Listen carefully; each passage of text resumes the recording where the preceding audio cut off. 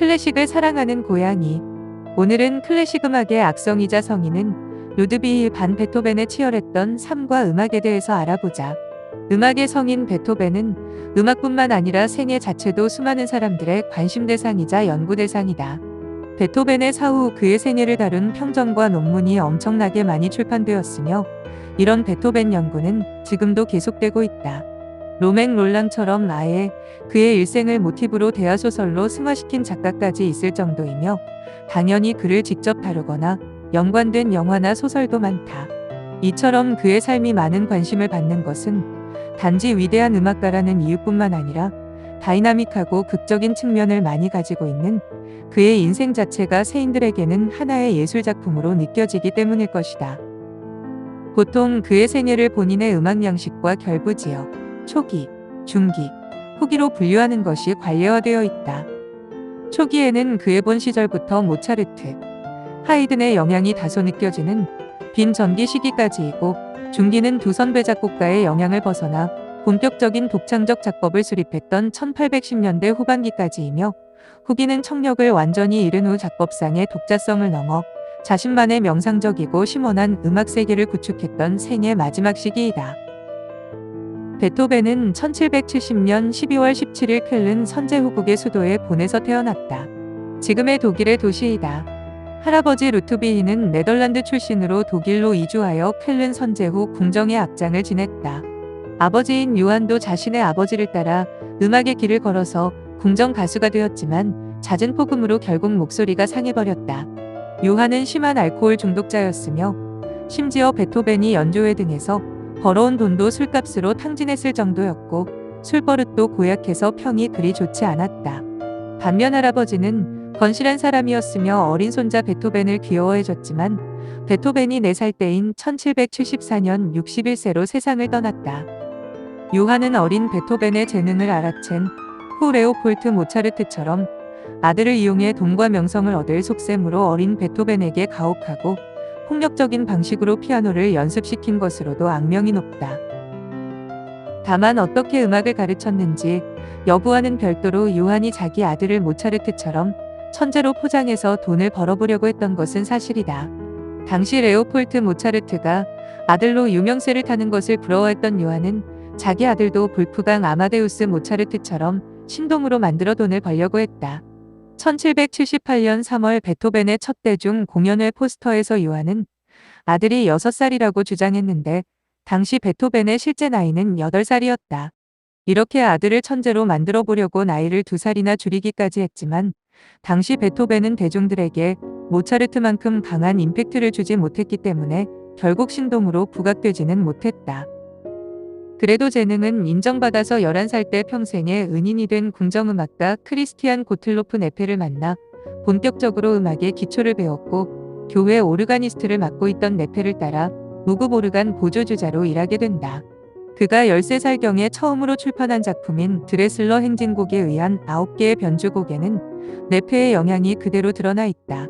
이후 베토벤은 1784년에 쾰른 선제 후 궁정의 정식 교회 오르가니스트가 되었고 1789년에는 궁정교향악단에서 비올라 주자 겸 부지휘자가 되었는데 그는 이 교향악단에서 모차르트의 새 오페라 작품을 비롯하여 당시 궁정에서 연주하던 다양한 오페라를 접하면서 자신의 음악 세계를 넓힐 수 있었다. 1786년에는 친구이자 당시 의대생이었던 프란츠 베겔러의 소개로 귀족 가문인 브로우닝 집안과 인연을 맺었고 이 집안 아이들의 피아노 선생이 되었다. 브로우닝 집안의 소개로 베토벤은 수준 있는 여러 사람들과 친분을 맺을 수 있었고 이들은 그에게 많은 중요한 도움을 주었는데 특히 이 중에는 그의 평생 친구이자 후원자가 되었던 페르디난트 폰 발트슈타인 백작도 있었다. 1787년에는 쾰른 선제 후인 막시밀리안 프란츠의 후원으로 당시 유럽 음악의 중심지인 빈으로 여행을 갈 수 있었다. 이때 평소 존경하던 모차르트도 만났다고 알려져 있었는데 최근에는 모차르트와 베토벤이 만난 적이 없다는 견해가 우세하다. 모차르트가 베토벤을 만나 그의 천재성에 감탄했다는 일화는 모차르트의 정기작가인 오토 얀의 일방적인 주장에 의한 것으로 1787년 당시 모차르트는 오페라 돈 조반니의 작곡에 전념하고 있어서 관계자 외에는 거의 사람을 만나지 않았기 때문에 무명의 음악가 베토벤을 굳이 만나 주었을지는 의문이긴 하다. 게다가 1787년 베토벤의 1차 빈 여행에 대해서는 알려진 사실 자체가 거의 없기 때문에 현재는 두 사람의 만남을 부정하는 견해가 우세하다. 그리고 그해 베토벤의 어머니가 41세의 젊은 나이로 세상을 떠났다.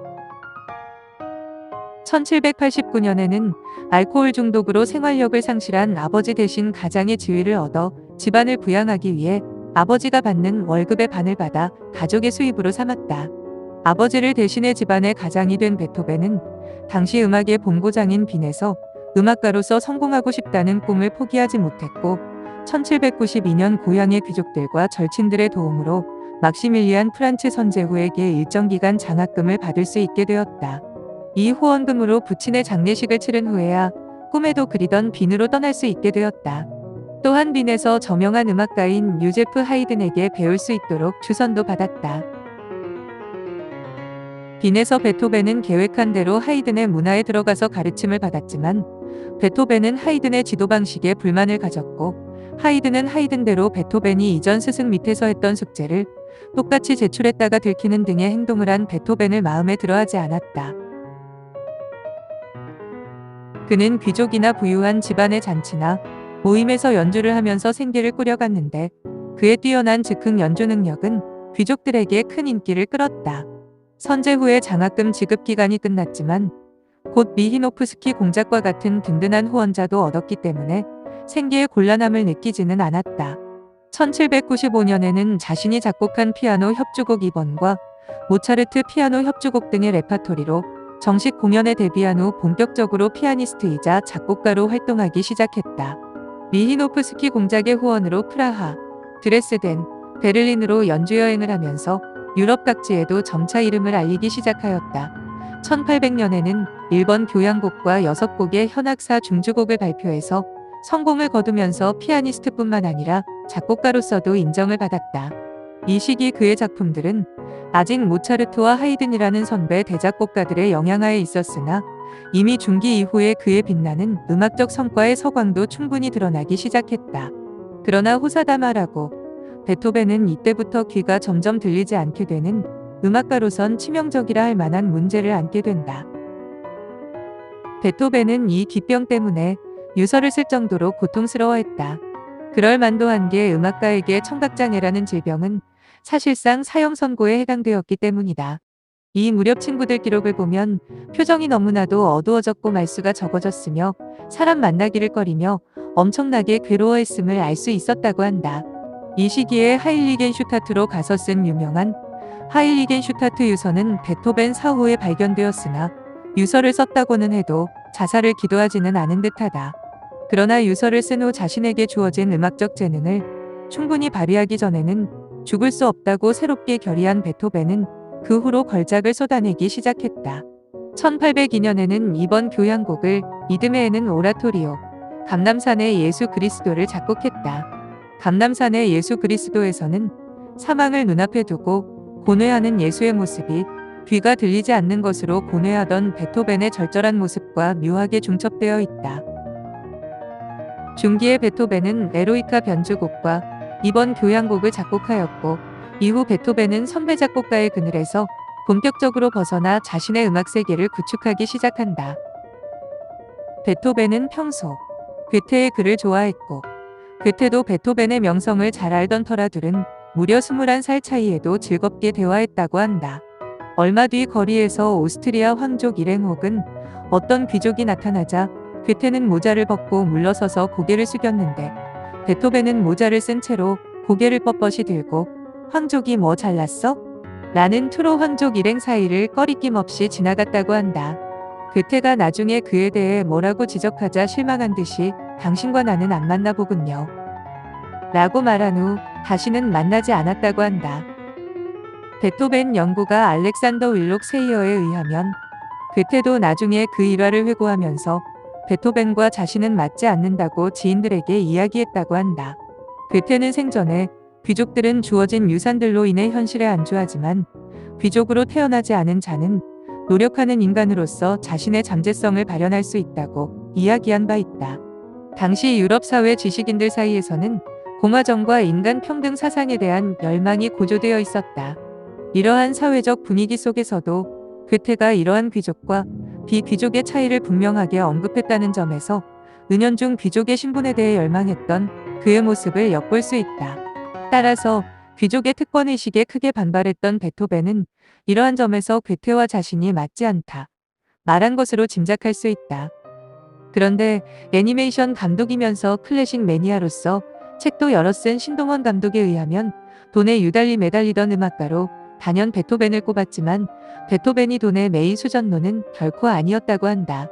아버지가 알코올 의존증으로 죽어가면서 집안을 맡을 당시 가난에 시달리던 시절도 있었고 귀가 들리지 않으면서 모처럼 안정되던 음악단 지휘자도 그만두었고 막강한 후원자였던 미히노프스키 공작과도 결별하면서 생활고를 겪었기 때문에 저작권을 지키는 데 힘을 다하는 수밖에 없었다. 돈에 관련된 일화로 유서를 쓴 곳으로 유명한 하일리겐슈타트에서 안정을 취할 당시 그 지역 작은 시골 악단이 베토벤을 찾아온 적이 있었다고 한다. 그들은 베토벤에게 지역을 상징하는 음악을 하나 만들고 싶은데 그 유명한 베토벤 선생이 오신 걸 듣고 찾아왔다. 라고 이야기했다고 한다. 다만 워낙에 시골이고 본격 연주보다는 마을 사람들과 농부들의 여흥을 위해 연주하는 수준인지라 작곡료로 줄 돈이 조금밖에 없었다. 하지만 베토벤은 이런 작은 마을에 음악단이 있다는 것 자체부터가 대단하다면서 내 어찌 이런 요청을 거부하겠느냐고 헐값에 작곡을 해줬다는 일화가 있다. 이처럼 그는 태생적으로 돈에 얽매인 사람이 아니었다. 참고로 이때 베토벤이 작곡한 곡은 묻혔지만 하일리겐슈타트 지역 악단에게는 대음악가가 작곡한 곡으로 길이 남았고 그 악보와 관련 기록은 하일리겐슈타트에 있는 베토벤 관련 박물관에 전시되어 있다. 반면 베토벤은 작곡이나 연주를 의뢰하는 귀족들에게는 거액을 불렀다. 그것조차도 많이 준다고 거들먹거리는 귀족들을 보며 코웃음치기 일쑤였다. 돈을 많이 준다고 해도 베토벤이 무시하자 감히 후작인 나를 우습게 보느냐며 화를 낸 어느 귀족에게 차가운 눈으로 한마디 던졌던 적도 있다. 세상에는 당신 같은 후작은 얼마든지 있으나 베토벤은 이 세상에 나 하나뿐이요. 그리고 그 귀족을 무시하고 바깥으로 그냥 나가버렸다고 한다. 이렇게 귀족들을 무시한 에피소드로 유명한 베토벤이지만 실제 베토벤의 귀족들에 대한 태도는 이중적인 측면이 있다.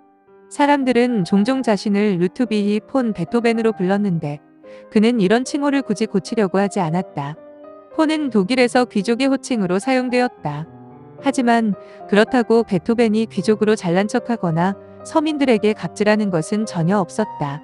그저 칭호에 대하여 고치지 않았지만 귀족이라고 잘난 척도 안 하고 스스로 난 귀족이라고 가부한 그런 건 없었다. 친구들 편지에서 농담조로 귀족 날이라고 하자 그런 농담 재미없네 라면서 그다지 좋아하지 않았다고 한 적도 있었다고 한다. 말년의 베토벤. 말년으로 갈수록 베토벤의 생활은 점점 피폐해졌는데 가장 큰 원인은 조카 칼의 문제였다. 독신으로 살아가면서 자식이 없던 베토벤은 1815년에 사망한 동생 카스파르 판 베토벤의 아들인 칼판 베토벤의 친권을 놓고 카스파르의 부인 요한나와 소송전까지 벌인 끝에 어렵게 칼의 친권 획득에 성공하지만 칼을 제대로 양육하지 않아 죽을 때까지 칼과 갈등했다. 한편 사생활과 별도로 그의 음악은 점점 깊고 심원해졌으며 대위법적인 성향이 강해지게 된다. 여태까지 보기 힘들었던 복잡한 구조와 큰 규모를 가진 대작들이 잇따라 창작되었다. 이 시기 그의 후기 교향악을 대표하는 장엄미사, 미사 살럼니스와 9번 교향곡, 합창이 작곡되었으며 피아노 분야에서도 소나타 29에서 32번, 디아벨리 변주곡과 같은 큰 규모의 작품들이 작곡되었다. 이들은 각 음악 장르에서 독보적인 위치를 차지하고 있는 걸작들이다. 합창 교향곡의 초연은 1824년 5월 7일 빈에서 있었다. 그런데 당시 관객들은 2개의 포디움과 2명의 지휘자라는 괴상한 무대를 보아야 했는데 이는 합창 교향곡의 지휘를 반드시 직접 해야겠다는 베토벤의 강력한 요청에 의해서였다. 난감해진 극장 측은 결국 비렐름 움나우프를 보조 지휘자로 무대에 올렸고 악단원들은 2명의 지휘를 동시에 보며 연주해 나갔다고 한다. 마지막 4악장까지 끝난 후 베토벤은 청중의 우레와 같은 박수 소리를 전혀 듣지 못해 우두커니 서 있었고, 알토 가수 웅버가 베토벤을 부축해 돌려 세워서 청중의 엄청난 환호를 보게 하자 비로소 눈물을 흘렸다는 일화가 전한다. 웅버는 고음 파트가 너무 어려워 베토벤에게 수정을 요청했다가 눈물 쏙 빠지게 혼이 났던 적이 있는 가수였다. 생애 막판에는 교향곡보다 더 위대한 음악으로 찬사받으며 베토벤판 백조의 노래라고 할 수 있는 후기 현악 4중주곡이 대거 작곡되었다. 많은 사람은 이 후기 현악 4중주곡을 현악 4중주의 성서, 인류가 도달한 가장 위대한 음악의 경지라고 부르면서 찬사를 아끼지 않는다. 더불어 이 시기엔 돈도 제법 벌었다. 한 번 연주로 엄청난 거액을 받은 것도 이 시절 일이지만 이 와중에도 몸속에 파고드는 고통 때문인지 베토벤은 종교에 대하여 매우 탐탁지 않게 여기게 되었다고 한다. 일기장에 교회에 가서 헛소리로 울며불며 기도하느니 작곡하면서 남은 시간을 지내겠다고 쓴 걸 보면 자신의 처지를 원망하면서도 음악이라는 이름으로 그걸 극복하려 했던 것 같다.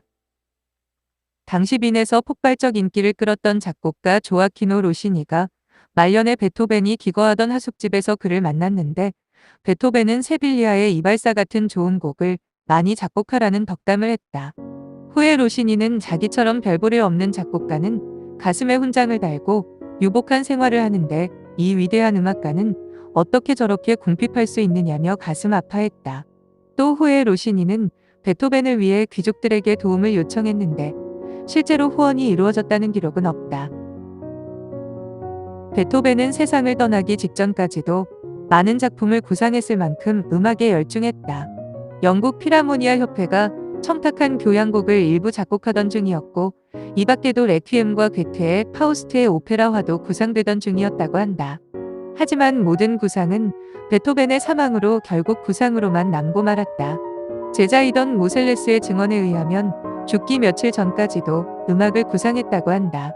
심지어 배에 물이 차오르면서 혼수 상태가 되는 와중에도 정신이 돌아오면 쓴웃음을 지으며 괜찮아, 머리에 물이 차서 아무것도 생각지 못하는 것보단 낫지 라고 애써 담담히 말했었다고 한다. 당시 베토벤은 이름이 알려졌고 경제적으로 부족할 게 없던 터라 빈에서 네로라 하는 유명한 의사가 진단하고 배에서 물을 4번이나 뽑아내며 당시 첨단 치료를 받았음에도 몸의 상태는 나아지지 않았다. 죽음을 불과 일주일 앞두고서 슈베르트가 베토벤을 방문했다. 슈베르트는 베토벤과 2km도 안 되는 거리에 살고 있었지만 소심한 성격 때문에 대작곡가를 만날 엄두를 내지 못하다가 지인들의 주선으로 죽기 직전에야 어렵게 만나게 된 것이다. 베토벤은 슈베르트로부터 받은 악보, 아름다운 물방앗간의 아가씨, 다이스콘 멀러린을 살펴본 후 크게 감탄하며 이렇게 말했다고 한다. 슈베르트, 자네를 조금만 더 일찍 만났으면 좋았을 것을. 자네는 분명 세상을 빛낼 훌륭한 음악가가 될 것이네. 부디 용기를 잃지 말게. 그리고 슈베르트에게 하고 싶은 말을 글로 적으라고 했는데 슈베르트는 베토벤의 쇠약해진 모습을 보고 괴로운 나머지 방을 뛰쳐나가서 눈물을 흘렸다고 전해진다. 1827년 3월 24일 베토벤은 병자성사를 받고 혼수 상태에 빠졌으며 26일 친구, 지인, 제자, 비서 앞에서 영원히 잠들었다. 유언은 유감인걸 너무 늦었어이다. 이것은 임종을 지킨 안젤름 휘텐브렌너의 증언이다. 죽기 전에 쇼트 음악 출판사의 출판업자에게서 베토벤이 즐겨 마시던 라인 와인 12병이 선물로 수송선에 실렸다는 소식을 전해주자 품 안에 있던 베토벤이 허공을 향해 주먹을 쥐고 탄식하며 한 말이라고 한다. 이 말을 끝으로 베토벤은 혼수 상태에 빠졌고 결국 와인은 베토벤이 세상을 떠난 뒤에야 도착했다. 휘텐브렌너는 베토벤이 박수를 치시게 여러분, 희곡은 끝났다오. 플로딧, 아미시. 커미티아 피니타 에스트는 말은 한 적이 없다고 증언했다.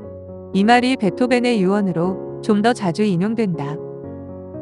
29일에 빈에서 장례식이 거행되었는데 무려 2만 명이나 되는 시민이 장례식에 참석했다고 전한다. 베토벤에 운구하는데 여러 음악가가 선발돼 참여했는데 그 중에는 프란츠 슈베르트도 있었다. 슈베르트의 친구들이 쓴 기록을 보면 슈베르트는 그날 그야말로 종일 울면서 말도 못할 정도로 슬퍼했다고 한다. 동생 요한은 베토벤이 죽기 전에 그를 불러서 사과하자 이를 받아들여 형을 용서하여 화해했으나 군중들이 두려워서 나타나지 못했다. 조카 칼은 삼촌의 부고 소식을 듣고 급히 빈으로 출발했으나 당시의 교통사정 때문에 베토벤의 장례식이 3일 지난 후에야 빈에 도착한다. 유서에 의하여 베토벤의 재산은 모두 칼에게 상속되었다. 여담으로 베토벤이 묻힌 무덤 옆에는 약 1년 뒤 또 다른 음악가가 묻히게 되는데 바로 앞에서 언급되었던 슈베르트다. 다만 당시에는 슈베르트가 워낙 아는 사람만 알아주는 무명인지라 어딜 무명인이 베토벤 옆에 묻히려고 하나? 라는 반응이 있었는데 다행히 슈베르트의 후원자이자 당대 음악계의 큰손은 레오폴트 폰 졸라이트너가 슈베르트가 10년만 더 살았어도 베토벤 못지않게 유명해졌을 사람이고 베토벤도 인정했는데 불가능할 거 있나? 라고 해서 베토벤 옆에 묻힐 수 있었다고 한다. 이렇게 한 시대를 풍미했던 위대한 작곡가 루드비히 반 베토벤은 그를 존경한 젊은 천재와 같이 잠들었지만 그의 음악은 여전히 많은 사람들에게 이야기를 전해주고 있다. 지금까지 클래식 음악의 악성이자 성인은 루드비히 반 베토벤의 일생을 알아보았다. 이만 이야기를 마치고 이제 베토벤의 음악을 들으며 그가 이야기하고 싶었던 당시의 감성을 느껴보자.